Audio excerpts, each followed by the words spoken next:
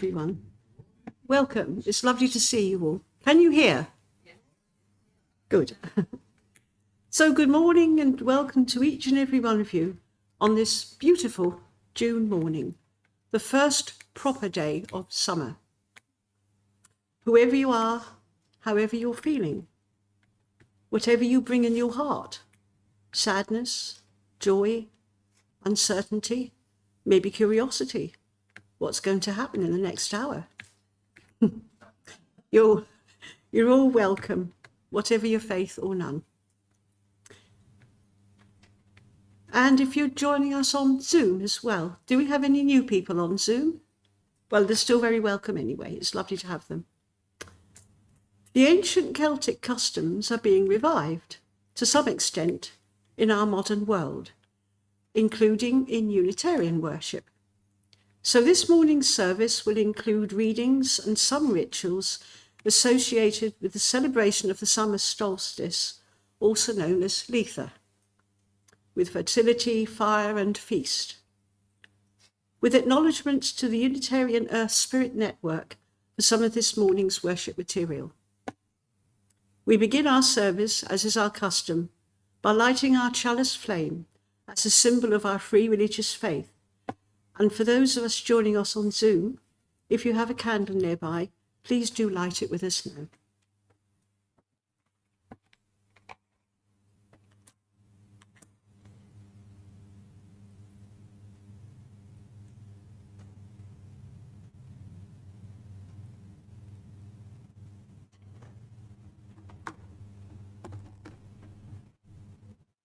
Words for chalice lighting for summer, adapted from words by David T. Miller, an American Unitarian Universalist. We light this chalice, its flame a reminder of the sun, the giver of life, which lights and warms the earth. The chalice flame rises up like the power of growth and renewal. We give thanks for the sun, for the growth and renewal of nature arising from the earth, and for the earth itself at this time of abundance. Some opening words. The wheel turns. The wheel turns, and we are at Litha. We honour the life-giving force of the sun at the height of its power, and celebrate the splendour of summer.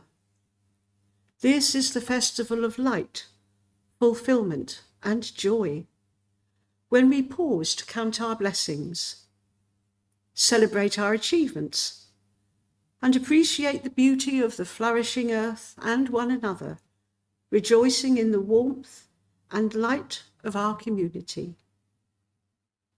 Our first hymn is Morning Has Broken. For those of you who remember as far back as last Sunday, you may remember that we had it last week. But we're singing it this morning to celebrate the first morning of summer. I don't know if any of you were up as early as I was to see the sunrise today. I was, really. So our first hymn, number 280 in the Green Book, Morning Has Broken. And the word.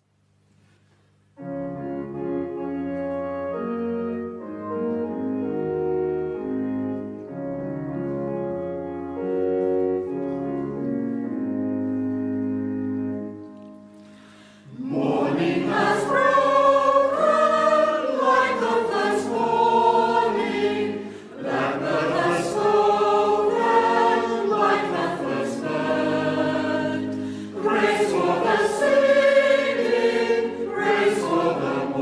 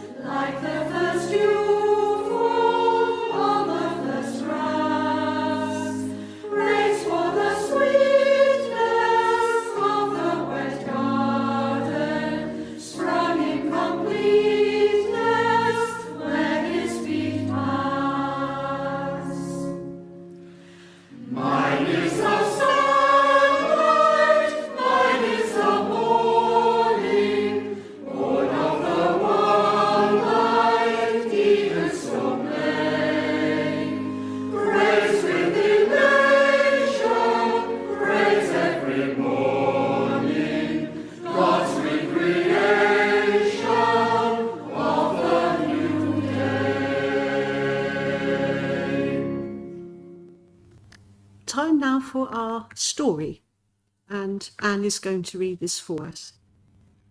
This is called The Longest Light. The village of Brackenford had always marked the summer solstice with bonfires and music, but this year felt different to Mara. The air was thick with the scent of wild thyme, and the sun seemed reluctant to sink, as though it too wanted to linger. Mara stood at the edge of the meadow, watching the villagers dance in a ring of firelight. She had returned after 10 years away, carrying the weight of choices she had never spoken aloud. The laughter of old friends reached her ears, but she felt like a ghost among the living. Her grandmother's voice echoed in her memory. On the longest day, the veil between what was and what could be grows thin. Mara had always thought it was just a story to make the night feel magical, but as the sun hovered low, the horizon shimmered, and she saw, clear as day, her younger self, barefoot and laughing, weaving flower crowns with her mother. The vision was so vivid she could smell the lavender in her mother's hair. Her chest ached with the sudden, sharp longing for a time before the arguments, before the leaving. A hand touched her shoulder. It was her brother, eyes soft, holding out a crown of daisies. "Come on," he said. "It's been too long." She hesitated, then stepped into the circle. The music swelled, the fire crackled, and the last sliver of sun dipped below the hills. For a heartbeat, she felt the past and present overlap. Her mother's laughter mingling with the music, her own heart lighter than it had been in years. When the moment passed, the meadow was just a meadow again. But Mara knew she had crossed some invisible threshold. The solstice had given her a gift, not to return to what was, but to carry its warmth forward. And as the night deepened, she danced until the stars came out, feeling at long last that she belonged in the light. Thank you so much, Anne. You do tell a story beautifully. Just a moment's pause. And time now for prayer and reflection. Firstly, a prayer for the week's events. Let us pause and hold in our thoughts and prayers all of those of our own church community and in the wider world who are going through difficult, sad or worrying times, whether because of illness, accident, loss, war, or natural causes. There are countless people around the world in dangerous and desperate situations who we hold in our thoughts and prayers this morning. May the leaders of all nations be blessed with the skills of diplomacy and the compassion and wisdom to prevent further conflict and harm of any kind. Today, let us hold in our hearts especially those involved in the train crash near Bedford on Friday, for the driver who died and his bereaved family, that they may be comforted, for the injured, that they may recover physically and mentally from the horrors they experienced.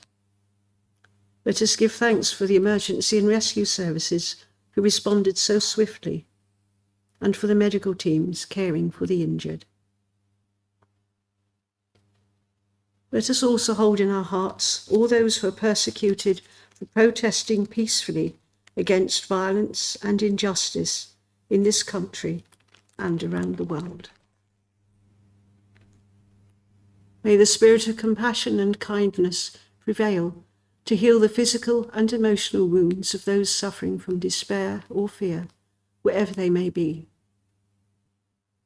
Let us be ever mindful that every one of us will be touched by sad as well as joyful events. And so may we be moved to offer comfort and solace to one another.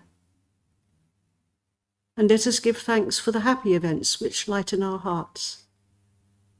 May we contribute to and benefit from the resources of love and strength which our church community offers to us and to the wider community outside our doors. Amen. And a short pause for our own silent prayers.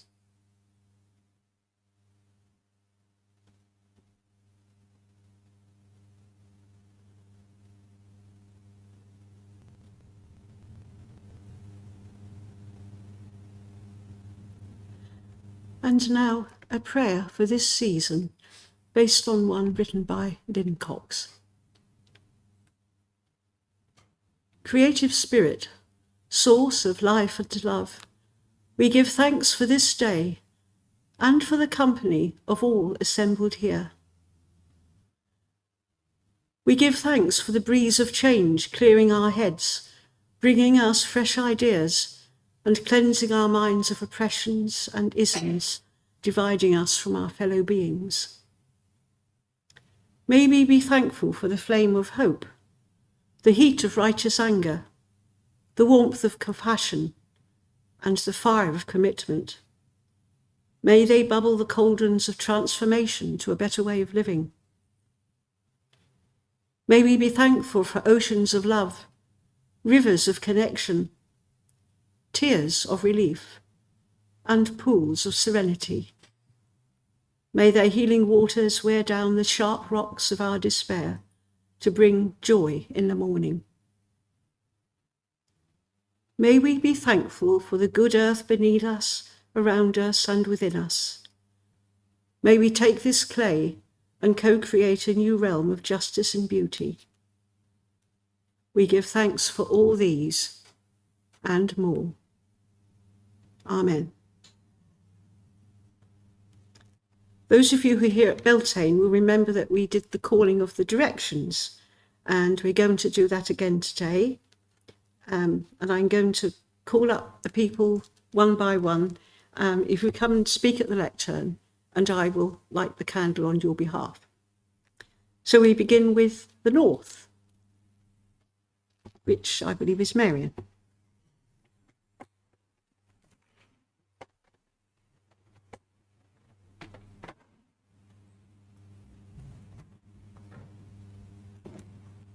Opening up. Be with us, spirits of the north. We give thanks for the earth and all her abundant growth and beauty. May we too express ourselves to our fullest power in the outer world. From here, this manifestation will ripen on the inner levels as we seek wisdom within. What do we celebrate? Call out everything that makes you happy in this moment. Celebrate all you have achieved since this time last year.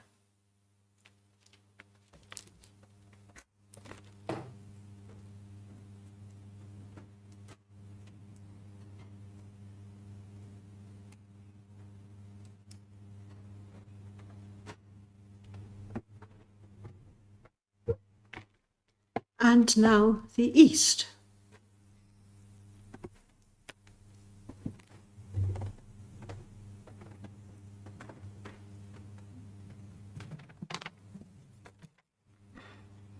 Be with us, spirits of the East. We give thanks for each breath that gives us life. We give thanks for clean air and the sharing of song and music. We give thanks for the gift of communication, seen and unseen. We celebrate the power of positive thought and intelligence. May we use them in the service of the earth.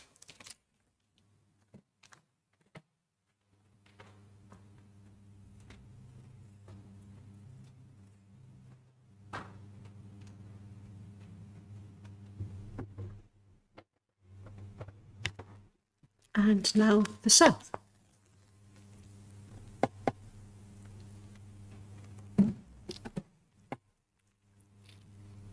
Be with us, spirits of the south. We give thanks for the gifts of fire and vital energy reaching its peak with the summer solstice sun. This is a moment of pause to celebrate all we have achieved and all we have brought into the light. The sun energizes our greatest hopes and dreams. What are they?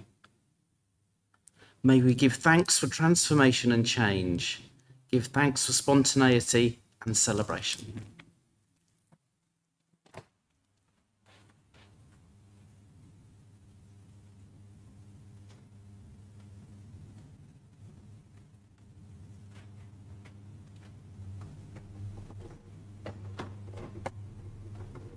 And now the west.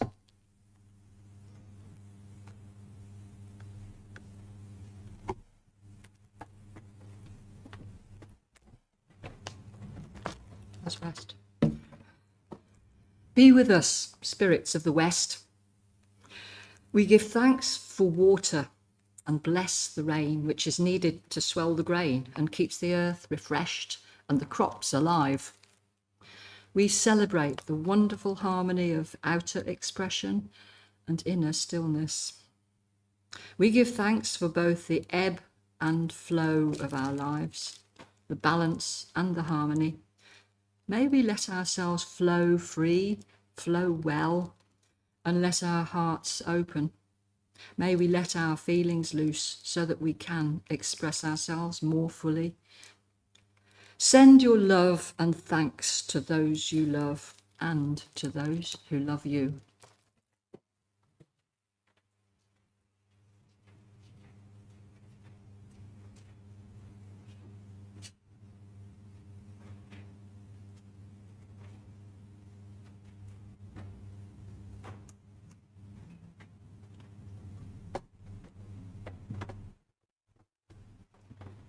And I read for the centre, which is spirit.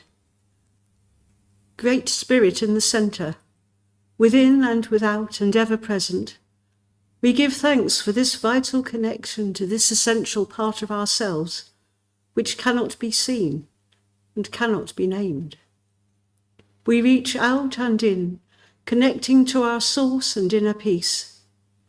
May our outer achievements become part of our spiritual understanding and inner work. Now we will welcome each other. The light of love, hail and welcome. May peace be with us.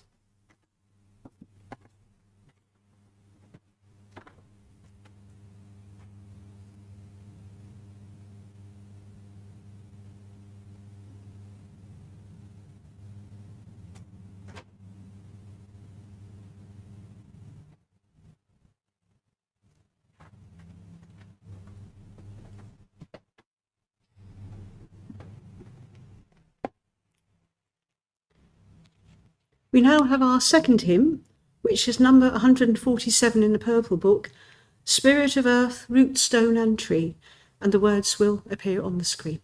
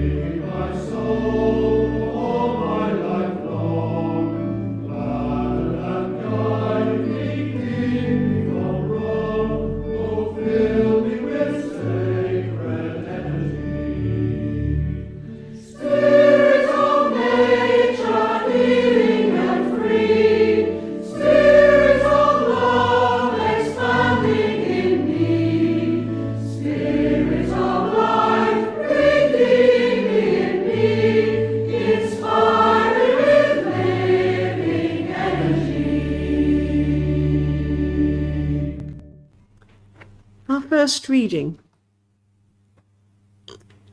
We know from the alignment of stone circles that solstices have been important to the peoples of Northern Europe since at least the Neolithic period. Solstice means the standing still of the sun, as the sun appears to rise and set at the same points on the horizon for 3 days. So, although we are in a season of high energy and activity, this can be a good time to pause, to find some moments of stillness, to focus on the inner light shining in the heart of your being, to listen to your inner wisdom and follow where it takes you. So we take just a moment to sit quietly. And we're going to have a short video now explaining about the solstice. This weekend, something incredible is happening to our planet, and you can literally feel it. On Sunday, June 21st, the sun will appear to briefly stand still in the sky as we reach the June solstice. It means you're about to live through the absolute longest day and the absolute shortest night of the entire year. At exactly 8:25 UTC, our planet's North Pole will tilt as far towards the sun as it ever does. And because of that tilt, a magical illusion happens. The sun will climb to its highest point in the sky. For a brief, incredible moment, its path seems to pause entirely before reversing direction. In fact, the word solstice comes from ancient Latin words that literally mean sun, stand still. But here's a mind-blowing catch you probably didn't know.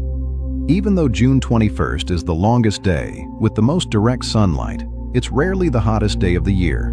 Because our oceans and land take weeks to fully soak up all that solar energy. It's a phenomenon called seasonal lag, and it's exactly why the most intense heat always hits in July or August. If you live in the southern hemisphere, it is the exact opposite, marking your shortest day and the official start of winter. So wherever you are, don't let this cosmic moment pass you by. Share this video so everyone knows on time, and follow the secrets of the universe for regular space updates.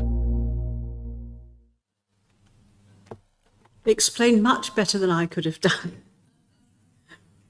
So our second reading is about the wheel of the year. This is a metaphor for the cycle of the seasons.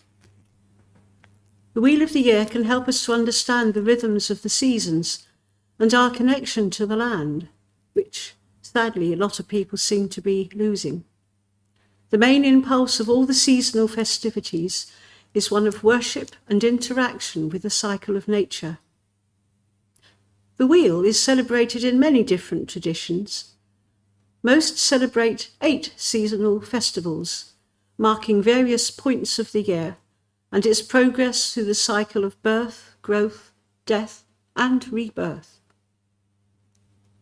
Many people are familiar with the 4 quarter days, the solstices of Yule at midwinter, very close to Christmas, and Litha, midsummer, and the equinoxes, Ostara in spring, and Mabon in autumn. But there are 4 other festivals, the so-called cross-quarter days. Each one is halfway between a solstice and an equinox, corresponding more to agricultural needs and tending sometimes towards the mystical. There are Imbolc or Candlemas in February, Beltane at the beginning of May, Lammas at the beginning of August, and Samhain, Halloween. And today we're celebrating Litha, the summer solstice in the Northern Hemisphere, the festival of energy, of fire and passion, and some feasting thrown in too. As mentioned in the story that Anne read earlier, this time it was believed that the veil between what was and what could be grows thin on the longest day, as it does at other turning points of the year. These are times for reflection, for letting go of old ways of thinking, or being achieved by symbolically casting something into a bonfire. Well, we're not going to have a bonfire in here, you'll be glad to know. A poem by E. E. Cummings. who had Unitarian connections at one time, I believe. I thank you, God, for this most amazing day, for the leaping greenly spirits of trees, and a blue, true dream of sky, and for everything which is natural, which is infinite, which is yes. I who have died am alive again today, and this is the sun's birthday. This is the birthday of life and of love and of wings and of the gay, great happening of earth. How should tasting, touching, hearing, seeing, breathing, any lifted from the no of all nothing, human merely being, doubt unimaginable, you. Now the ears of my ears awake, and now the eyes of my eyes are opened.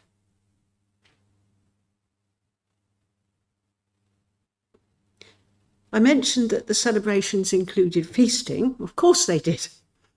And I invite you to join in sharing a tiny feast by passing around some summer strawberries. Please take one or two and then pass to your neighbour, and enjoy them while we show a seasonal video of Devon Wildflower Meadow. I'm sorry, folks on Zoom, that we can't pass a strawberry over to you. I'm so sorry.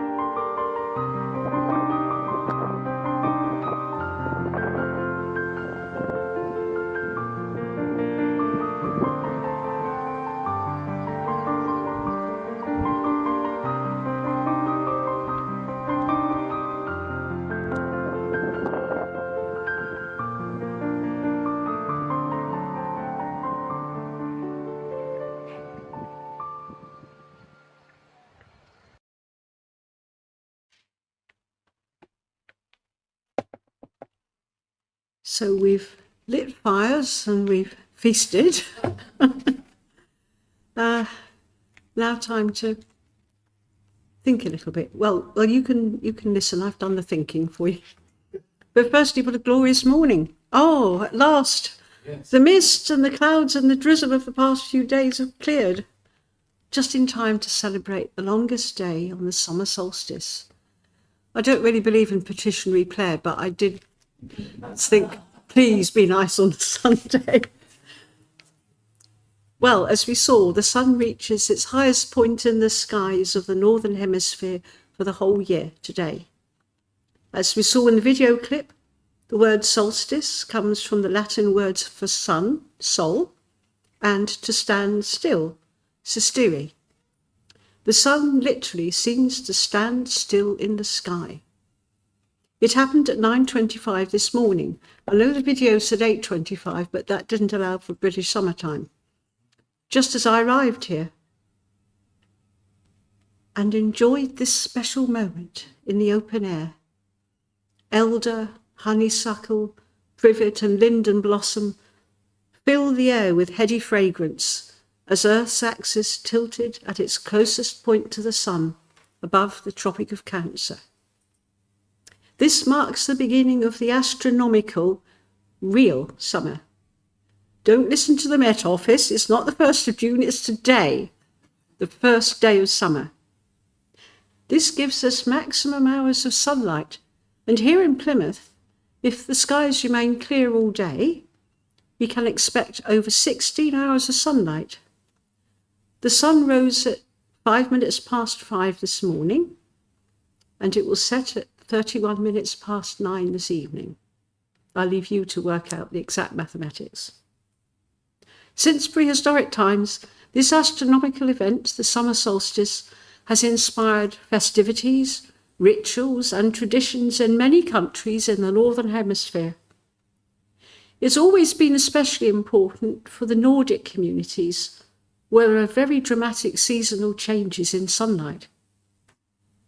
Above the Arctic Circle in places like Norway and Sweden, in summer, the sun doesn't set. It skims the horizon for several weeks, resulting in weeks of continual daylight. And at the winter solstice in December, the sun doesn't rise for several weeks, resulting in continual darkness. It's thought that in the Neolithic era, people marked the longest day with bonfires to boost the sun's strength, and they built stone circles to align with the sun's movements. Modern celebrations include lighting fires and feasting. Our new friend Rachel, who sang to us so beautifully after several services, has gone to Sweden to enjoy their summer celebrations for about a month. I'm looking forward to hearing all about this when she comes back to Plymouth. The biggest and best known solstice event in the UK takes place at Stonehenge, where people from all over the world join to watch the sun rising in line with the stones. Many people also gather to celebrate at Glastonbury Tor, at Rollright Stones in Oxfordshire, Little Morton Hall in Cheshire, and apparently at Ben Nevis, the UK's highest mountain, where people climb to the top to catch the sunrise. Goodness. But there are many smaller celebrations throughout the country, including in Cornwall and Devon, and I know that somebody who used to be in the Green team drove down to Cornwall, apparently in the middle of the night, to see the sunrise from someplace down in Cornwall. So here we are this morning, at the pinnacle. The wheel of the year has turned and we are at summer solstice, also known as Litha. The word is believed to have originated from the Anglo-Saxon word for midsummer. It's still used by modern pagans and Wicca and those embracing earth spirituality to honour the life-giving force of the sun at the height of its power. It's also a time to reflect on our personal growth and achievements and set intentions for the rest of the year.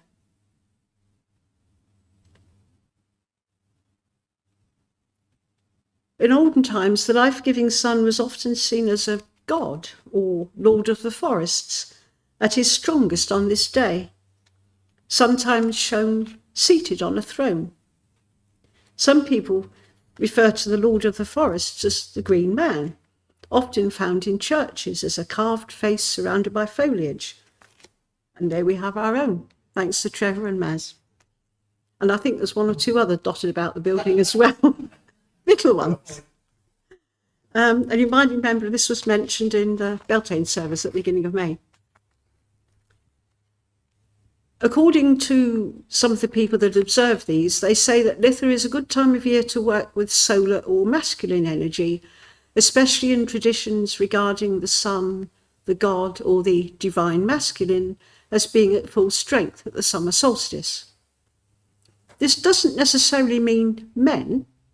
The terms masculine and feminine energy are rather outdated now, maybe better considered as symbolizing qualities such as being active, outward or inward, doing and becoming, protective, assertive, focused, expressive. We're talking about masculine qualities does remind me that today is also Father's Day, as Trevor mentioned.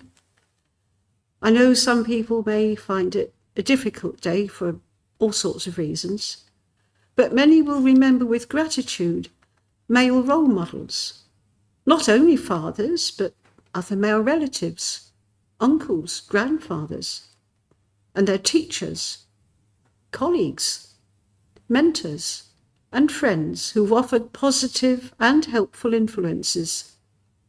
So let's just pause for a moment to honour all those people in our hearts.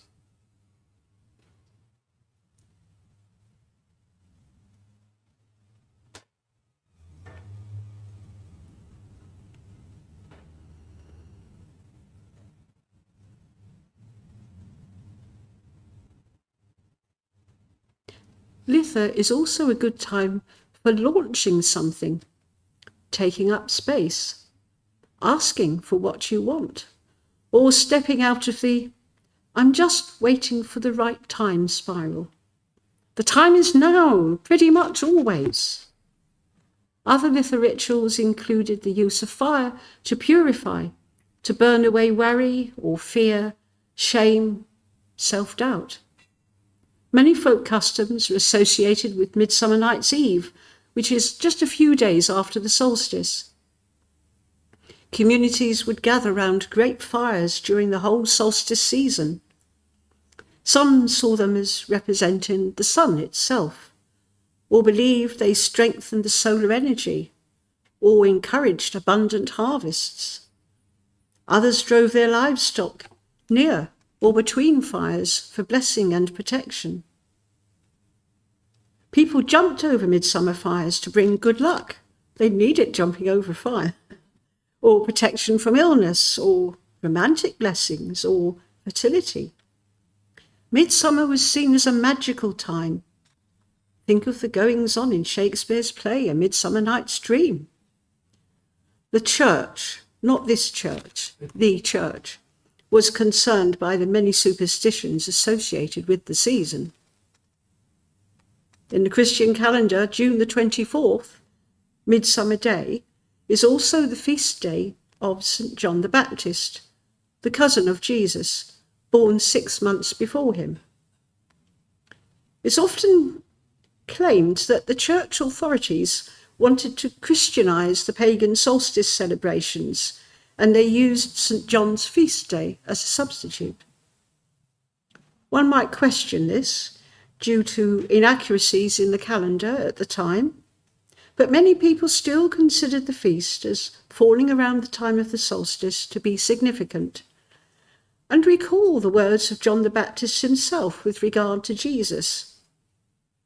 He must increase, but I must decrease. According to folklore, midsummer was a good time to gather medicinal and magical plants after they'd absorbed the full strength of the sun's energy. Many of these plants share the qualities of offering protection, blessing, purification. For example, St. John's wort, Hypericum perforatum, traditionally gathered on June the 24th, the feast day of St. John the Baptist. Mugwort for dreams, prophecy, and spiritual sight. Vervain, a sacred herb in Roman and Celtic traditions. Yarrow, wisely used for divination, protection, healing. Roses, symbols of love and passion. Lemon balm, with its refreshing and uplifting scent, associated with the sun and believed to attract love and positive energy. Lavender, calming and soothing. Several of these grow in our church garden, the lemon balm especially in great proliferation. Go out and pick some. While the summer solstice is the longest day of the year, it is also the moment when the light begins its slow descent. The sun is at its peak, but from here the days gradually begin to shorten, although we don't really notice it for several weeks, and then progressively shorter and shorter until we reach the winter solstice and the shortest day. And then the daylight slowly begins to increase again. And so we are reminded that nothing stays at its peak or at its depth forever. All is part of a continuous cycle of growth, death, and rebirth, each phase to be accepted and celebrated for its own merits, to be held and cherished, and then let go at the appropriate time, with no regrets if we have lived each moment fully. As it says, to close, in Ecclesiastes, to everything there is a season, a time for every purpose under heaven. And so for today, on this glorious day, the longest day of the year, at this season of Litha, may it be a time to laugh, a time to dance, to rejoice and celebrate. May it be so. Amen. I invite you to join in singing now our final hymn in the Green Book number 268, Moods of Summer, to the good old Welsh tune, Callan Lan. So sing up.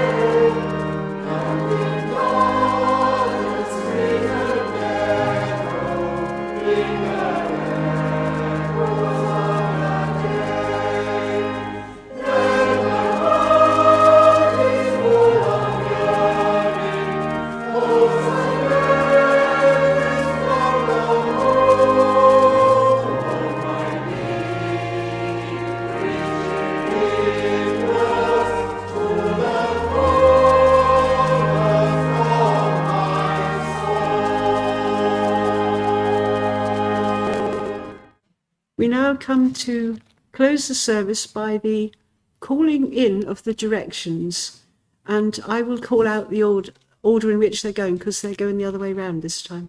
So we actually start with the west.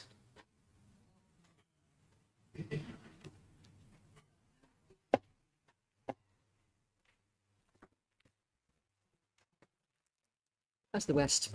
It's a farewell. In the name of the element of water, we thank the spirits of the west for the gifts of rain, of ebb and flow, and harmony. Hail and farewell.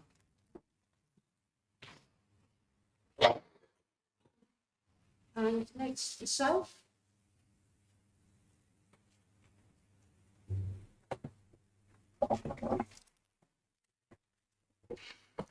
In the name of the great sun and the element of fire, we thank the spirits of the south for the gifts of hopes and dreams, for light and love. Hail and farewell. And east.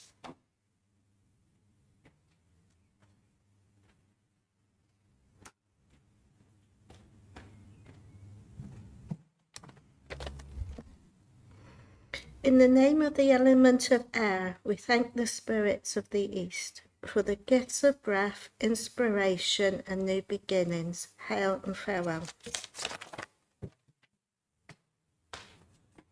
And the north.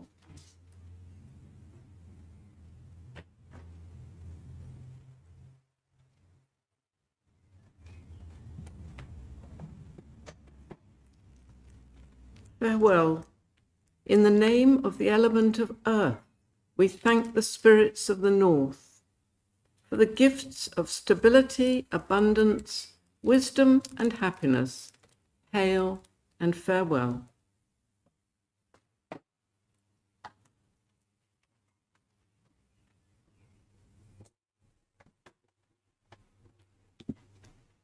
And for the centre.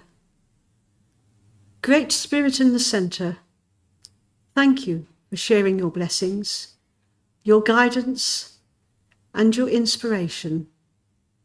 As we go on our way, we carry you with us always. In peace.